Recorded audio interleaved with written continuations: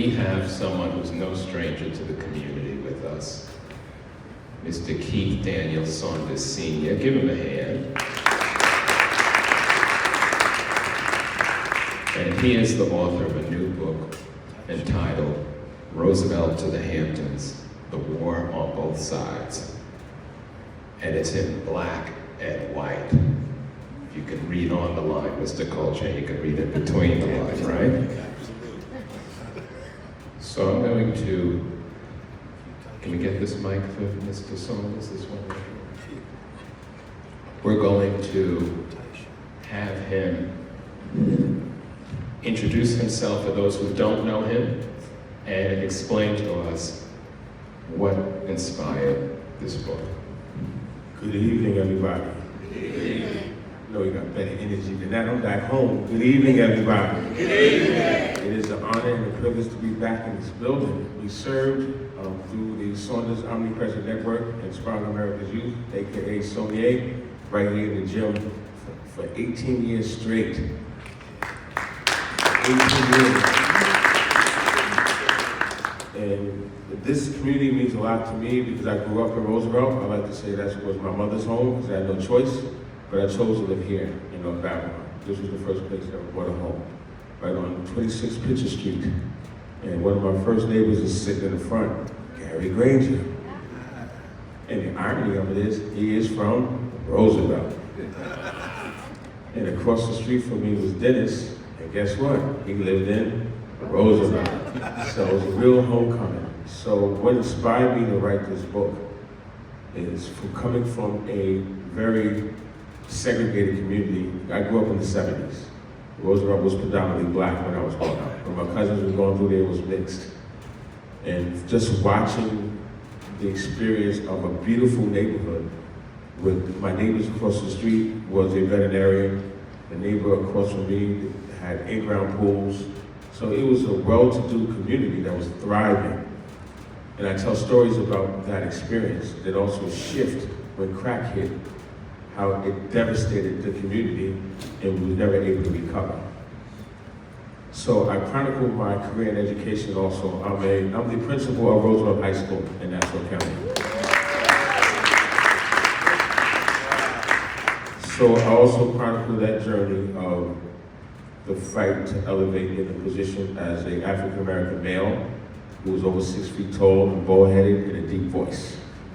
My presence was a threat, not only to whites, but also to blacks, because I was educated, well-spoken, and you know the most dangerous person in the room is an educated black person, not the one with the gun. So with that journey, what I've learned the hard way is that there is a war on both sides. As a black educator, we can catch HE double hockey sticks from other black people because they consider you a sellout, an Uncle Tom. They consider you all this because you wear a suit and tie, you work for a system that was diametrically opposed to anything that you believed in. We went through Jim Crow. We went through the whole thing with Plessy versus Ferguson, separate but unequal. We went through, you name it, we just kept going through different scenarios where we were never able to really catch up. And when you reflect back on the Dred Scott decision, it was stated that you had no rights redeemed to respect Judge Taney.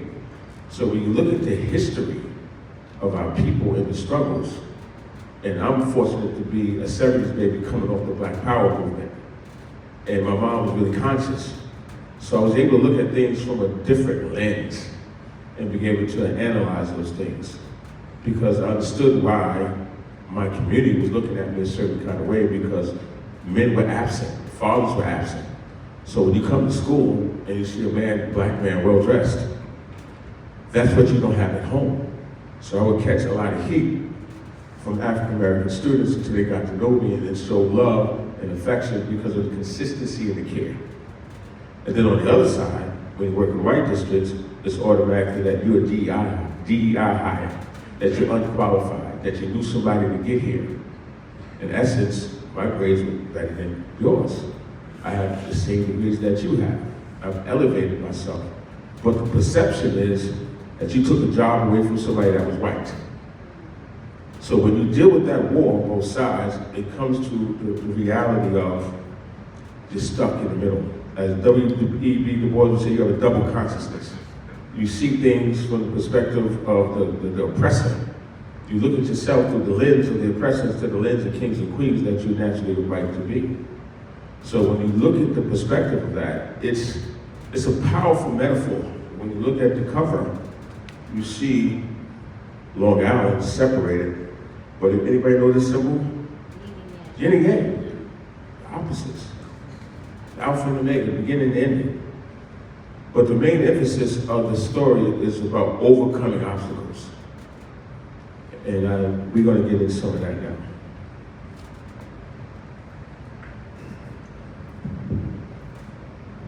Let's start in the beginning. That's always a good place to start. So one of the things that was a parallel for me was how Roosevelt was a thriving community. Just as Wyandanch was a thriving community, Hempstead and Uniondale, all of our enclaves, including this one. And they all, interestingly, had challenges at the same time. Around the 80s, you talked about it in the book, and you saw the change in the household, even how adults were complacent to their children, 15, 20 years old, making more money than them. And there was tension there. Talk about that. Well, the tension is real.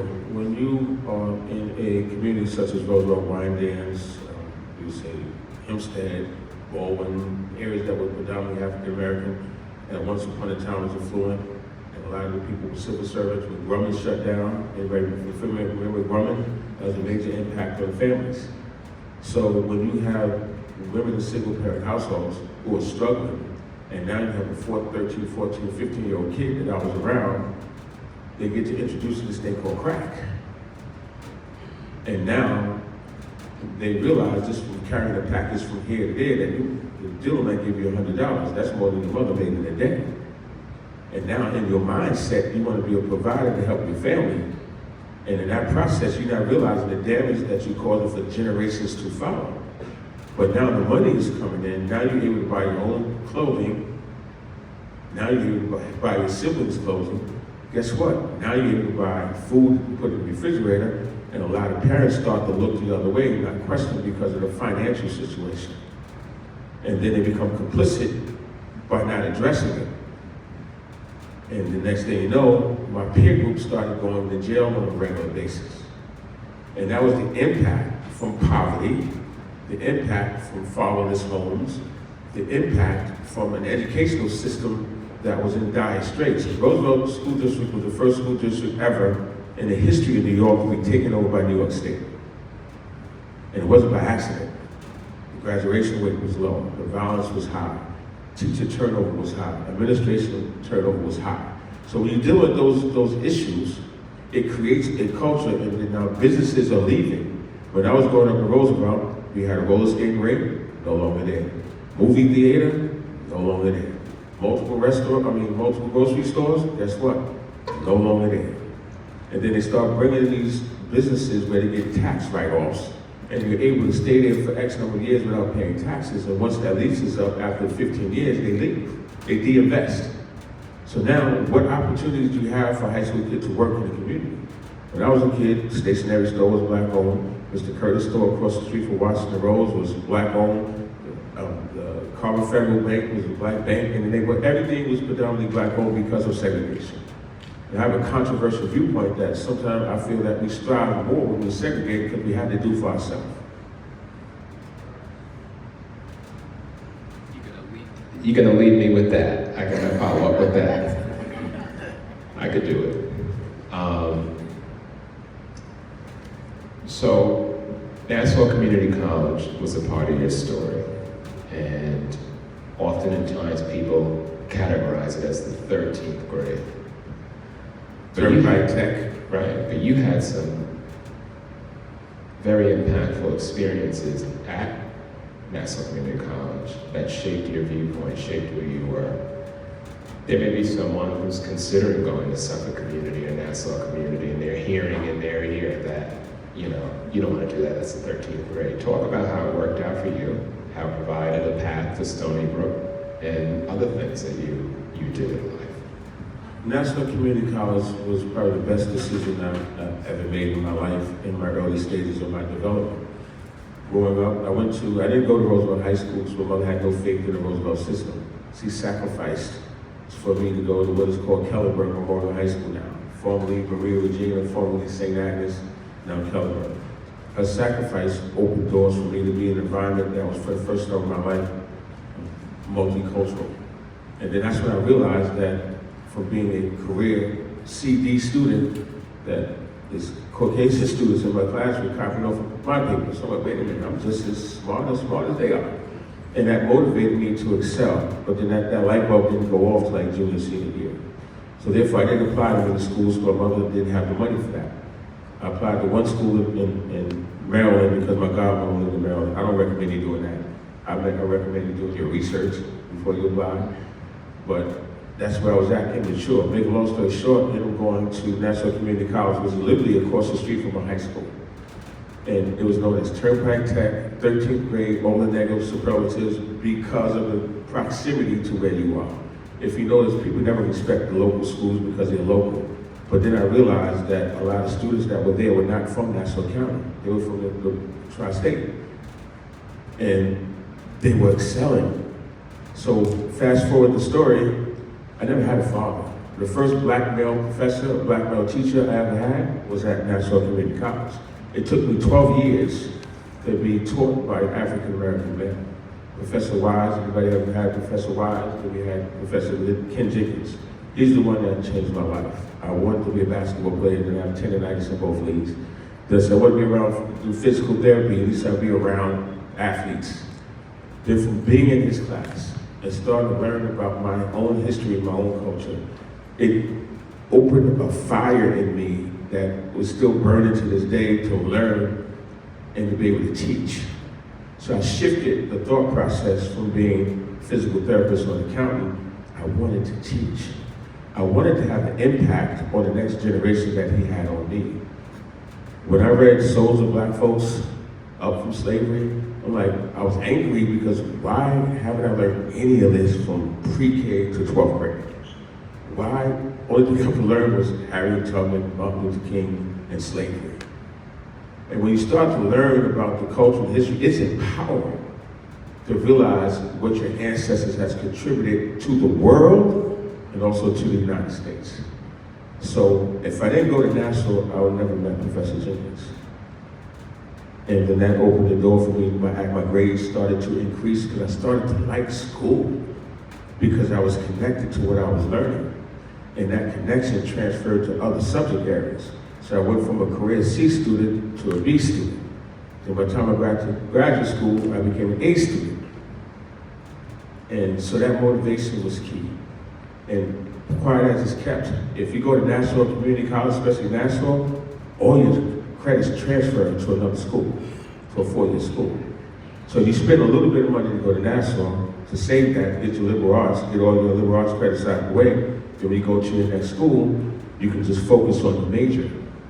Save my mom and myself a lot of money. I had a Pell Grant, TAP Grant, because I couldn't afford to go to school. My mom sacrificed by getting loans on top of loans, with the parent loans. She did whatever she had to do for me to be in a better situation than she was. But she never graduated from college. She went to South Carolina State University, and she was there when the state troopers came in and started shooting at the African American students after a protest. She remembers the bullets as lights going across her head, and she's running for her life, and she hits the wedge at the door, and she falls in and knocks all the students over. People's getting shot underneath their feet. So that trauma for her impacted her significantly. So to provide context, it was 2022 where you had applied for a position in North Babylon Middle School, right? Yes, sir. Yes, sir. And the Civic Association wrote a letter of recommendation, and it didn't work out. And why was that a good thing that it didn't work out? It was a blessing that it wasn't a good thing. Sometimes God moves in ways that you don't understand after the fact. And I was in Uniondale for a very long time, commuting from North Babylon to Uniondale. And then I got to a point where during the pandemic I wanted to try something different. I went out to Southampton, and that really didn't work. And that's what really inspired me to write this book, Roosevelt to the Hamptons, the War on Both Sides. Because the amount of racism that I experienced was like unimaginable. It's psychological racism. It's not in your face racism. So from that experience, I ended up applying here back home in North Babylon for like the third time. So when Alice Cohen, anybody remember Alice Cohen? Yeah. John Simpkins? Yeah. The whole crew, Kermit and the whole crew, they were really advocates. Ira Hester, Mary Hester, they were advocates for me getting a position when the first ever black principal they ever had here, Ray Williams, when he left. But because of my relationship with the Civic and being very vocal and active, they wasn't trying to fill me at that time. So when I came back again, 2022, in this very same auditorium, I was a finalist for the principal's position. Larry Aaronstein, I call names, Larry Aaronstein was the acting superintendent at the time, walked me outside, shook my hand, him at the high school, shook my hand, told me that I was going to be the AP to the principal who was already in play because the previous principal left. Make a long story short, the next morning it was announced to the community that I was going to be the AP. By the end of that day, it was pulled back and I was told to reapply for the position with no real explanation. Next thing you know, the position is posted for 2 days. Anybody in education know postings are never for 2 days. So someone told me to look at the board minutes. They already selected 2 individuals for that position. It was just a matter of protocol to make the announcement to the public because it was already done. So they played me. And what was more hurtful than anything else, one of the board members was somebody I went to college with, considered a friend for, wow, almost 30 years. So, and because I went through all of that, I'm now the new principal of Roosevelt High School. So it's on the same block, literally, that I grew up on. Denton Place. What is the probability of that? Full circle, coming home from Freeport General Hospital as an infant to Pittywood in Roosevelt. Growing up at age of 5 on Denton Place to 29, and now I'm back leading the district, leading the high school. Nothing but God. Divine intervention at that time. One of my visions as a student teacher was to one day come back home and make a difference. And I've been trying to do that for decades to the point where I even gave up on it. And in the end of my book, I kind of touch on that a lot about just faith and believing, pushing through obstacles no matter what it looks like. Having that mustard seed faith, unwavering faith. Because when it looks crazy, and it is crazy, that's God testing you. You have to be focused and determined through the storm to see what God is going to do if you survive the storm. And by the grace of God, I'm back. He takes what the enemy means for evil and turns it around for our good. The Egyptians would say, God will make your enemy your footstool. That's right. That's right. So, you mentioned 10 times in your book that I counted God's grace.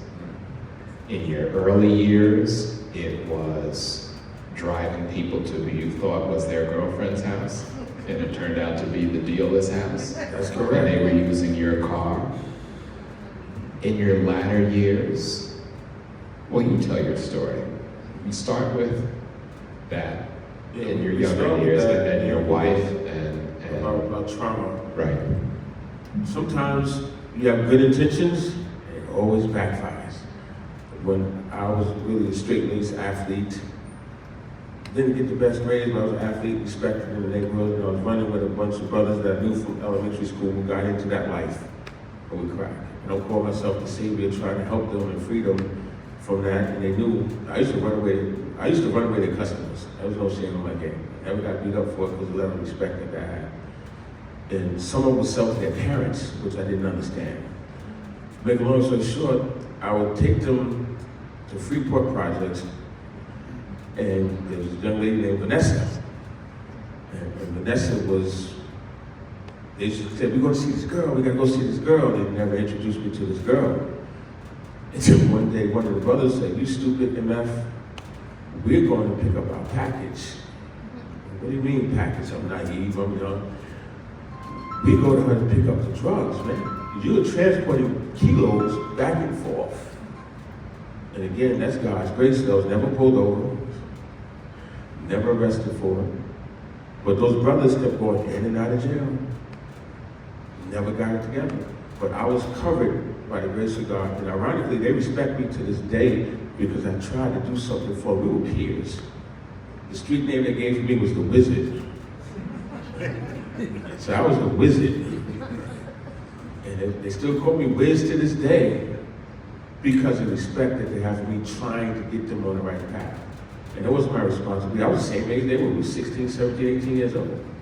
We were at a situation where we go to a party at Nassau Community College, and one of the brothers driving the car, I'm thinking this is his parents' car. He driving a stolen car. He gets into an accident according to Union Avenue Front Street. Because that generation was very polite. He gets out, he apologizes to the lady that he hit. I'm so sorry. He takes off running. And the brothers who was in that car jumped in my car. And we so naive, we still went to the party. That was the generation. Because at those days, we didn't have curfews. Once you turn 13, 14, 15, be home before the lights come on. Once you hit 16, 17, you pretty much considered a grown man. So it was just a different time. But it shows how quickly someone who is in good standing can get caught up. Easy. And we have to extend grace to those who, my pastor always says, you can only rise to the level in life that you're exposed to. And sometimes people are only exposed to these situations and they get caught up and it can impact their entire life. So you gotta be careful who you hang out with. But the irony of that story is, by me being in the streets and not being a street guy, positioned me to educate kids who are in the street. It allowed me to identify things that other people don't see. And introduced me to a language that other people didn't know. So when I communicate with these kids on their level, it's like, whoa, how do you know that? I'm like that. I've been there, done that. When you talk the lingo to them, they're like, oh, whoa. The kids now say, you need that? Anybody know what that means in the room? You need that? I mean, do you want to fight? You want to fight? That's the lingo. I still keep up with the lingo. I'm 55 years old. Because that's how you communicate when you're in an urban area. You have to be able to know the language. And when they realize that you care on a different level and you respect them where they are, until you meet them where they are, you can't raise them where you want them to be. So you got to meet them where they are. Real recognize real on the street. And I learned that early from seeing a lot, being in the street. So now when I meet a parent, I know if you're high. I can tell what kind of dope you're doing because I've been around it.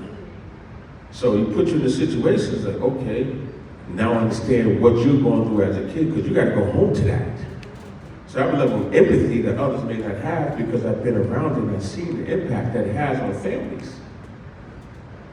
And that's my go-to now because I can analyze the situation quickly and break down the kid in the room. I know what you did, I know where you put it at. Been there, done that. So how you doing?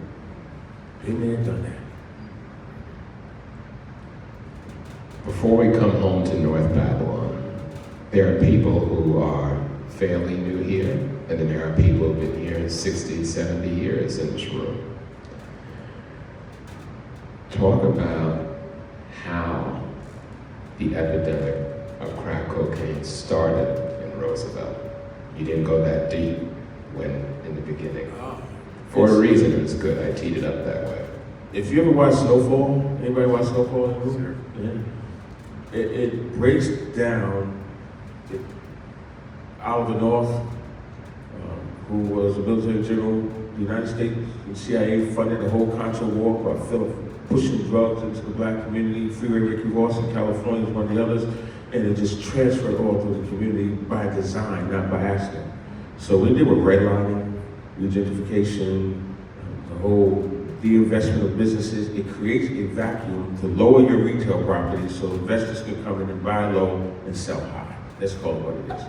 So when you're dealing with what Travis has mentioned and regarding the impact of that in North Babylon, growing up on Pitcher Street and seeing the slowly influx of the whole Crips into the community, because my stepson, when we moved on, the Rangers called him Freeport. when we moved into the neighborhood, his friend group, he started hanging out with a group of friends that had some issues. On Governor, there was a shooting on Governor, which some of you may remember. A young man was shot sleeping in his bedroom on the lower level. And that's when we really activated with these green jackets and green hats. We took over the street, if those who remember during that time period, and we challenged the drug dealers. We was going door to door giving out flyers and information. And we was able to take a gun off the street because the young man, we got a tip, he used to carry a shotgun in the leg of his pants. We gave that tip to the police and they was able to pick him up. My brother Fred Steward is here with his wife Willie Mae and little Freddie. So that's what we said. Shaba, who used to be the president of the Civic, realized that I was an educator and said, yo, you need to do a youth program. And that was the rebirth of the Belmont Lake Civic Association Youth Empowerment Program. I see Walter in the back, Oldie, these are all alumni, give him a round of applause. They came through the program. We worked in this gym over here for 18 years straight. Never missed a Wednesday or a Thursday. We did basketball tournaments, college tours, chess, you name it, we did it. We had guest speakers coming every week to mentor our students. We took them to NBA games. We really exposed them outside of the neighborhood. Mr. Hester was one of our first original board members. My sister over here was one of our first original board members. So we were committed to this community. And who got me involved in this civic was my late wife, Saunders, who passed away from breast cancer in 2004. And the civic was incredible for her ceremony. The school district was incredible. They flew the flags at half staff because of the impact that we had in this community. And my stepson, he's now 38 years old with 2 kids of his own. But the reality is that if it wasn't for my wife introducing me to civic work, because I was like, civic, what's that? And I fell in love with it. I fell in love with John Simpkins, Eddie Graham, Kermit Wilson, and all the other brothers, John Norris. It was just an amazing. Celeste Ramon Smith is my sister for life. It was just an amazing bonding of doing community work here. And it was so inspiring. It was fun. It reminded me of my college days being activists on campus. We was giving this community 18 double hockey sticks. It was us who put in place the revitalization of this building. It was us who got the playground over there. It was us who did the revitalization of the track because we put pressure on them.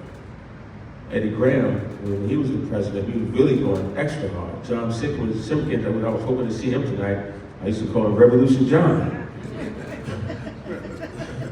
But John was not playing with nobody. John was serious. So just, you were blessed to live in this community because it is a thriving, predominantly African American community that you don't see many of. And you're blessed to have the neighbors that you have. I sincerely missed this community because of the love and affection that we had. On the block that we lived on, there was none but love. Everybody took care of each other. And now where I'm at, they're respectful, but it's not home. I know a really good real estate broker if you want to. So, talk about the Hamptons and the war on both sides. The Hamptons, the perception that you have of the Hamptons from TV is that everybody's uber rich. That's false. When I worked at Southampton High School, I went there with the impression, be around all the rich kids and I could just easily cruise and retire. But the reality is the kids that go there are the help. The kids are the help. And the members of the Shinnecock Nation students. And the Shinnecock Nation has a negative history with that school district. They've been in battle with that school district since day one. And they're trying to de-invest their children from there as soon as possible because they talk about building a high school at one of the Hamlet schools. But when you see the treatment of the Native American population, let's be honest, how they treat themselves, in addition to how the district treats them. Because when you go to the reservation, that's a whole other understanding. You have those on the res who are multi-millionaires because there were the smoke shops, and now the weed, marijuana shops, etc. And yet those on the reservation that have outhouses still in 2025. So you have the haves and have-nots in that area. And then on the other side of that, you have, they used to call the Ave, the Hill and the Ave, was where the African Americans used to live. They're gone now. We had 12 African American students in the building, 12, 1, 2. We had 43 Shinnecock, and it was shocking to me, half the building was Spanish speaking. Half.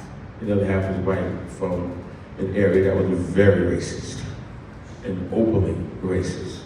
And they all work together within the same building. They don't keep African Americans long. It was the neighborhood was surprised that even hired me and gave me an opportunity to work there. So for the first 10 months working there, it was pretty smooth because it was the year after the pandemic. The first 6 months, everybody wore masks.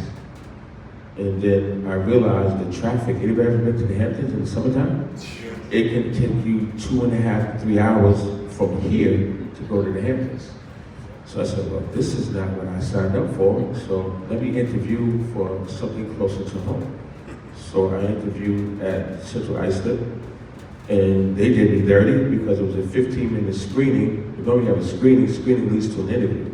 They started calling anybody and everybody, and they called Southampton, and they didn't give me notice that they was calling Southampton, so it created some little discord there.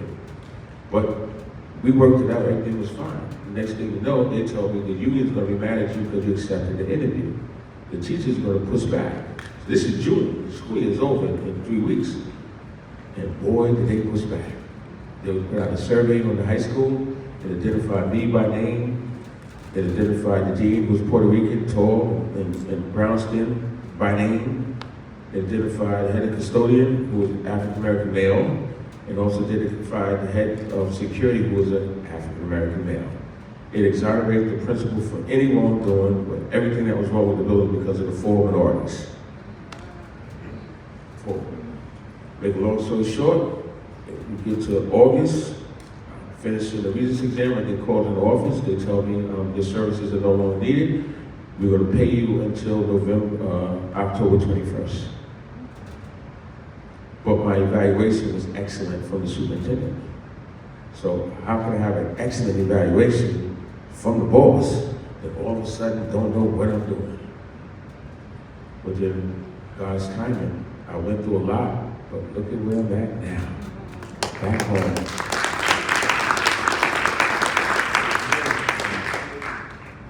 And this is deep because 72% of property owners' tax bills on Long Island go towards these school districts.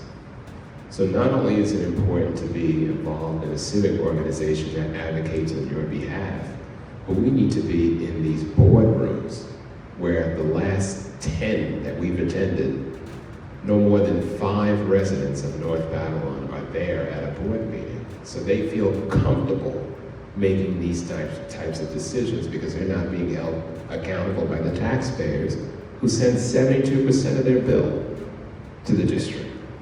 If it's a $10,000 bill, that's $7,200 you're sending to North Babylon School District, and they're allowed, in any school district, they are allowed to get away with these things because we do not hold them accountable. So when you hear these stories, and you remember vividly when we were here with the superintendent, and we had resumes of teachers who lived in this neighborhood who were products of North Babylon School District, and the superintendent says, well, we only want qualified applicants. I said, well, they went through your school system. How qualified are they? That says a lot about North Babylon if you don't think your system's qualified. And he didn't have a whole lot to say. But I'm not, this is your interview, so let me stop. Are there anything, because I want to give people time for you to sign and purchase books, is there anything that you would like to share from the book? Because we don't want to give away the book, you got to buy it. So there's reasons why you haven't heard some things that you wanted to hear today. Strategically ask the question so that you are wanting more. What would you like to leave with them without giving them anything in the book?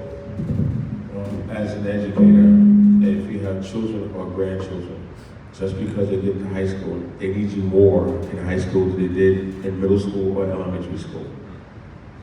If they have a room, and they don't pay for that room, you have a right to go into that room and check to see what's in that room. Too many of our situations occur where children have all kinds of illegal merchandise and product in their room and nobody checks. Most importantly, from the book, I talk a lot about community. Look out for your neighbor. As you know, the government shut down, SNAP was cut down, people would have food deficits. I know people who are in the military who retire without getting their checks. Check on your neighbor. Check on the seniors in the community. Check on those who you know may need your assistance. We got to get back to the basic foundation of the community. I like to say, because of hip hop, we have hoods, H-O-O-D-S. We used to have neighborhoods. We have to reconnect the neighbor to the hood. And if we do that, we'll be in a lot better place. Also, trauma. If you have trauma in your life, you know, in our community, what's said in this house stays in this house. We were mommy beat you to death, dad might be an alcoholic, mommy might be a drug, what's that done? And you grow up with a whole bunch of trauma. One chapter of my book is just labeled trauma, because of the trauma that I endured. There's no worse trauma than watching your wife fade away from breast cancer, and there's nothing you can do about it. And you're watching her take her last breath in front of you, and there's nothing you can do about it. So trauma is real, and we have the stigma as African Americans, don't even, I can't go to a psychologist or a social worker because we're taught what's said in the house stays in the house. So you don't get to support the emotional support that you need. A lot of our students are suffering with social and emotional learning and social emotional supports because the parents are influenced by the grandparents and that old philosophy. We have to get up to speed with the current philosophy of what's needed for my child to thrive today, not what they used to do yesterday. So empower your students and your children, because my whole emphasis is on whatever you believe in. I don't care if it's Allah, Buddha, Christ, stand on that with the values. Just don't be in word, be that in deed. Live it. And you shouldn't have to tell people you're a Christian, you shouldn't have to tell people you're a Muslim, whatever. Your deeds should show there's something different about you. You got a different walk, you got a different talk. Those who do all of this ain't living it. You gotta put yourself in a position around people, they're like, be like. Be around people who are going in the direction that you go. And don't be scared to cut off family members. That's another thing I deal with. Family trauma. When my grandmother passed, family went every different way, separated. So family is important, life is important, this community is amazing, the community is important. Support Brother Travis. Give him a round of applause. People don't realize he's under 30 years old.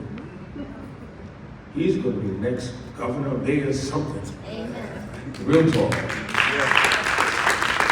And I have no respect for this young man. So thank you for the opportunity to talk to you this evening. Any questions you may have, I'd be more than answer. Any books you want to sign, or what I request is if you read the book and you like it, please post a picture or do what is called a testimonial on Amazon, Barnes & Nobles, share it on your social media, get the word out. Because I think the book can help somebody's life. If you're familiar with the autobiography of Malcolm X, this is a modern day version of that story, coming of age story. So somebody who grew up fatherless, who's now a father of two, but married, homeowner, who grew up from nothing, who knows I'm an expert on roaches. I can tell you any kind of roach that you can see, rodents, real talk. Just tell you the truth. You ever have mice crawl up your leg? No, it's real. You ever have to bathe, have to heat water on the stove and go upstairs and fill up the tub? We didn't have what is called bubble bath. We had dog liquid soap. So this is what's real. So I share those stories. What do my kids have? My kids have their own bathroom with double sinks. They have their own sinks. Think about the difference. We have central air. What's that? We have a dishwasher. I was the dishwasher. So think about positioning your children for their next. You want them to be better than you, but you don't want to make them lazy either. You want to hold them accountable for yard work, bring up their bed, chores and everything else, but that makes them better. This generation takes all the responsibility away from them, want to do everything for them. You can't do everything for them. They used to call helicopter parents hovering over. I call them lawnmower parents now. They right there. They can breathe. But thanks again for the opportunity. And if you want to see this, I'll be sitting over here. And we started something else. He got me going because he said building community. That is so important. And a lot of people don't know what community looks like. But before I get to that, and we'll go right to the book signing, I want to say that Mr. Saunders is now a deacon of a prominent ministry here in Suffolk County. He's remarried, has 2 children who are thriving, has a beautiful home out east on Long Island, and we're just so proud of you. And it's a testimony that no matter where you may be in your life now, keep going, because the sun will shine in the morning, and you are a testimony to that. And let this be the start of something new, where we reopen that gym in the back of this building and meet the needs of the youth in this community. This is an underutilized building that we pay taxes for. So we want this conversation to be the start of rebirthing the program in the back of this building. And by the way, the vision of the Civic Association is to purchase this building.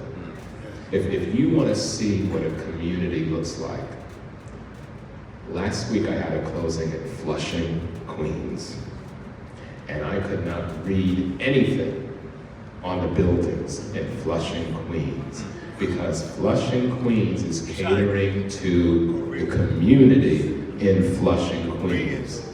Last night, I went to dinner in Far Rockaway. I drove through Hewlett. I could not read anything in Hewlett because it was catering to the community in Hewlett. When we know that Belmont Lake got to the place that it needs to be, the next level, and by the way, don't be offended by the next level. The next level is possible because of people like Dr. Williams and Denise and all the board members and everybody that came before us. Next level is taking things just up from the foundation. If we didn't have that, we couldn't be talking about another level. So don't get offended by next level. We reach the next level when Chase Bank changes their logo color to whatever color we want it to be. Because in Flushing, it's red. That's community. So this is a neighborhood right now, and we have a lot of work to do to get it to a community.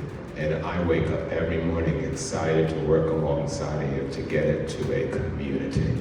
So let's work together to get that done. To give you an alley-oop, you got Mr. Broughton. He brought him back as a member of the community. Yes. He will give him an alley-oop to connect with you regarding the youth program. He knows the blueprint. He has the man in the mirror. This is my brother, Mr. Terrell Holloway, the member of youth. Another organization, alley-oop to them. And this is a proud alumni, Mr. Ole Jean, our cameraman for the night. Nice. If you would like to give a testimonial, raise your hand over. He's the one that you received for testimonial. He put together a promotional video that can be used for advertisement. Legacy in action. God bless you all. Get a copy of your book, and we look forward to seeing you at our December meeting, and bring a dish because it's a potluck to enjoy the holidays. God bless.